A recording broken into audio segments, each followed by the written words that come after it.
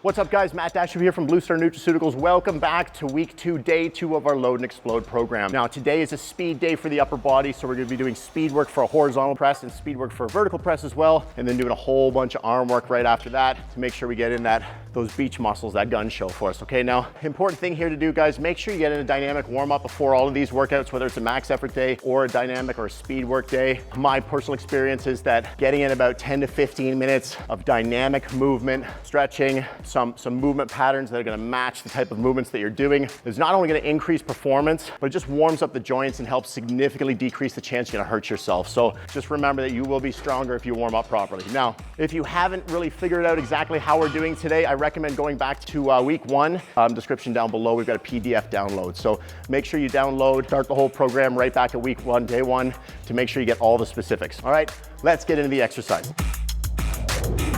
All right, exercise 1 today, guys, is going to be a vertical press for speed. So what we're doing here is we're taking our approximate 60% of our approximate 1 rep max, and we're gonna be banging out 10 sets of 3 super explosive reps here with very limited rest in between. We're only gonna be taking 45-second rest in between, no longer than that. So we did a vertical press the other day, which was pretty straightforward in week 1. Today, we're gonna throw a couple little surprises in there just to show you some really neat variations that you can do with this.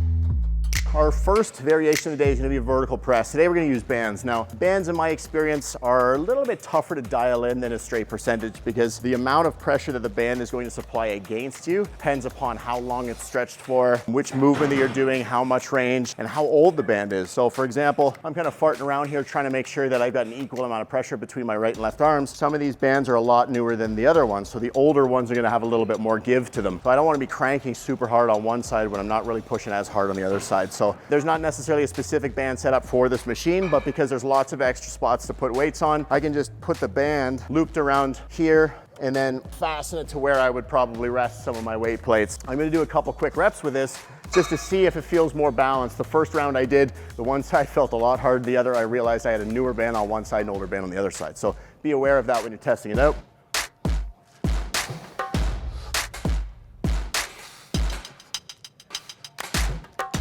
Perfect. So these two are much better aligned than the last ones. I could feel a significant difference last time. If you feel that, trust me, you don't want that. It's gonna really throw you off for your workout. So why would we use bands? Bands are something that help us with something called accommodating resistance. So essentially what that does is it makes the weight heavier during the strongest part of the motion for us. So as we get less tension on the band, we're gonna have less overall weight that we have to push.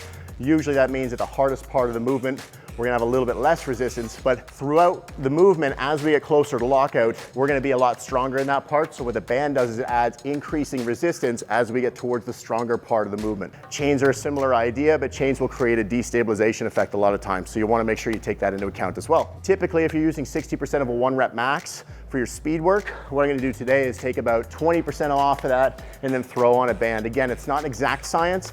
Play around with it. The key here is to make sure that you maintain high velocity throughout all sets of this speed work. All right, let's start loading these up.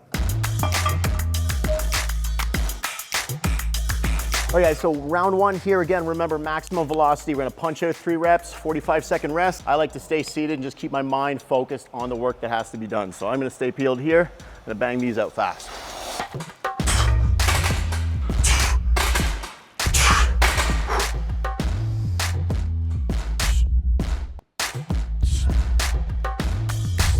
Now, one thing I'll mention here, guys, before I do the next set, I always get overzealous with my speed work and I forget to control the eccentric. So remember, don't do what I did. We want a 2-second eccentric. Stick to what your PDF tells you. Stick to what I told you at the beginning of the workout. I'll do the same thing now.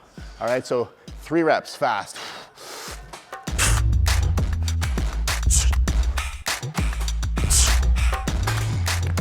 There we go. All right, guys, last round.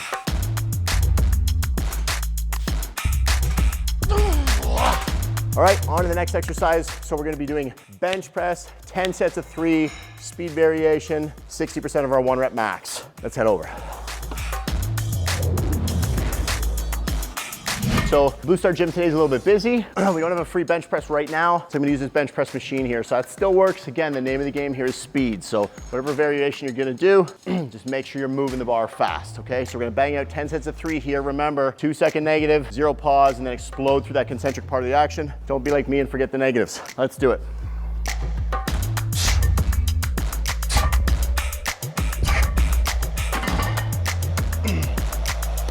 and deadly.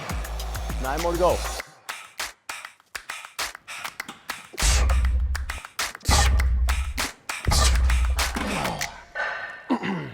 All right, second round down, guys. Now, remember here, name of the game is speed, but we also want to be smart. So with bench press, especially, I want to make sure I'm keeping the shoulder blades tucked down and back. I like to lift the rib cage up nice and high, keep the butt on the bench, but drive through the legs. That way you still get lots of power coming from the ground. I never think of the bench press as just an upper body exercise. I always think of it as a total body exercise.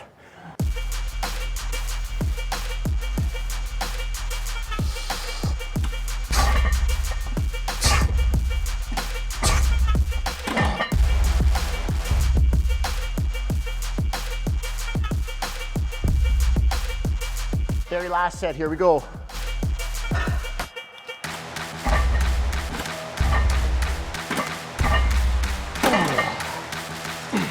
That's it for the speed work. Take a couple seconds to rest. Again, make sure you're staying hydrated. I know I say this every video, but I love my AminoFast. I always try to get a scoop in during my workout. Helps keep me hydrated, helps give me energy, and it helps speed up recovery, so I never go work out without it, as long as I have some on hand. So I'm gonna go fill up, and then I'll meet you over there for the arm superset. All right, guys, so on to exercise number 3, which is actually a superset of 2 exercises. So we've got an overhead tricep extension for this. Right now I'm gonna use the cable machine with the rope setup, which is particularly effective because I can really quickly change out different weights to whatever I want there. And for me, it's very handy because I have the preacher bench, low on oxygen, right next to it, so I can bang out my preacher curls right afterwards. Now remember, we're doing 6 sets of 10 to 15 reps here, and then we have another arm superset right afterwards, so make sure that you pick your weights wisely.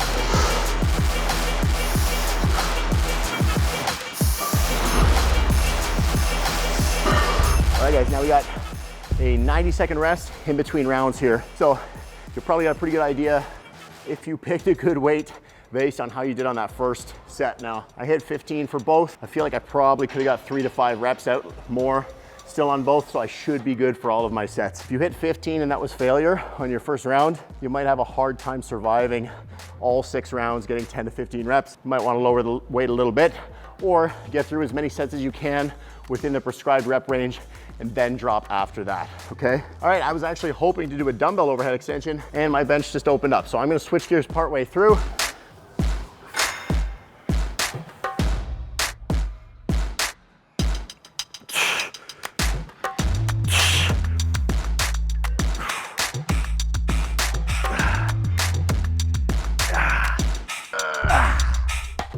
Back over to the preacher bench.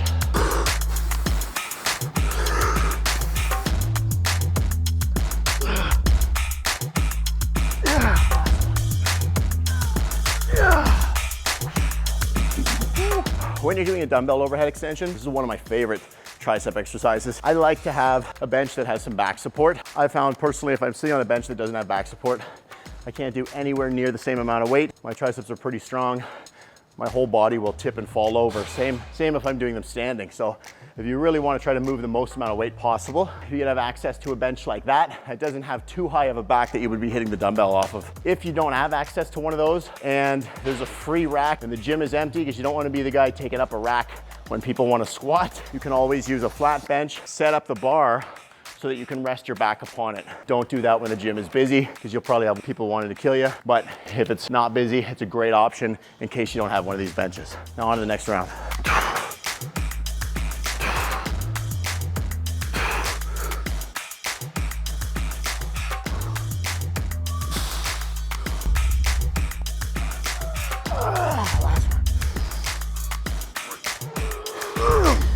All right, guys, on to superset 4. But first,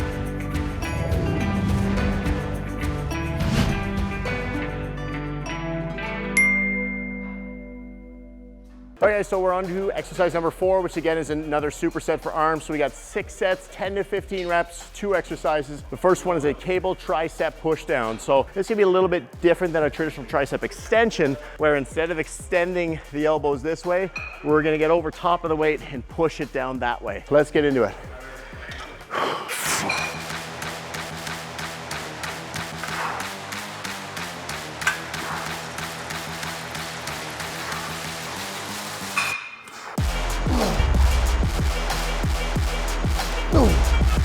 Now, onto our incline hammer curl. So anytime you're doing a curl on an incline, you're gonna wanna lighten the load a little bit than when you would do if you were doing a standing variation. The idea here is that because the arm is behind your back, the muscle is pre-stretched in its fully lengthened state. So you're gonna get a crazy pump from these bad boys, but it's gonna be tough to bang out all of the reps if you go too heavy. So just be mindful when you're picking your weight.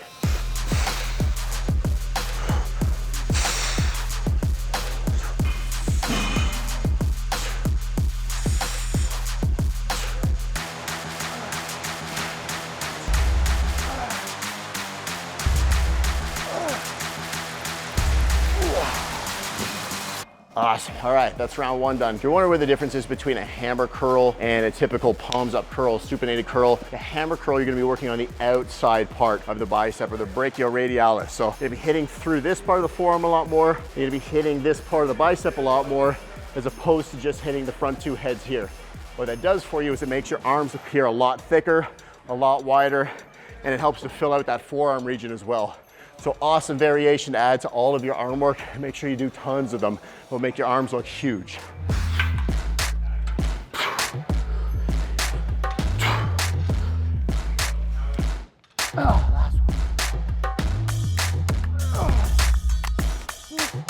You guys, you might have noticed I kept my head on the other side of the cable there. Anytime I have an asymmetry in any of the exercises I'm doing, I always like to try to balance that out between sets. I got 6 sets, so I'll do 3 sets with my head on one side of the cable, 3 sets with my head on the other. That way I make sure I keep everything fairly balanced between one arm to the other.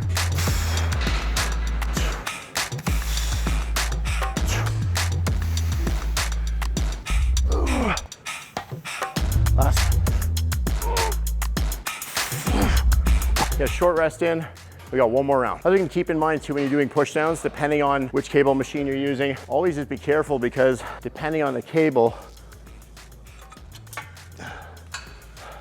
sometimes you might get these little sharp edges here.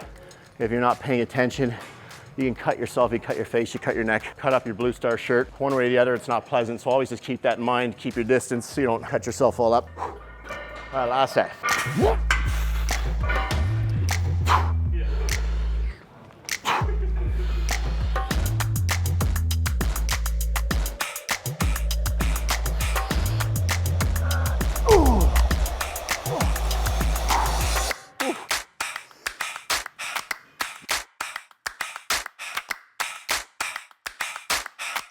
Last one.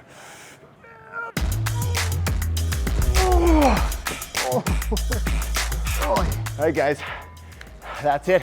The last superset of the day. Don't forget, I still want you to get in 15 to 20 minutes of conditioning work or work capacity work. So on upper body days, if you want, you can stick to some things like loaded carries, crawls, anything upper body, battle ropes. If you want to bang out push-ups, that kind of thing, go for it. Just try to get in 15 to 20 minutes of work capacity based stuff. So get that cardiovascular rate up, get the heart rate going, get yourself out of breath, and finish off the workout strong. If you guys like this video, please hit like and subscribe. If you have any questions, please fire them down in the comment section below. We're always checking those out. We always like to interact with you guys, answer any questions that we can, and stay tuned for the next video. We got another one coming out soon. Until then, stay strong.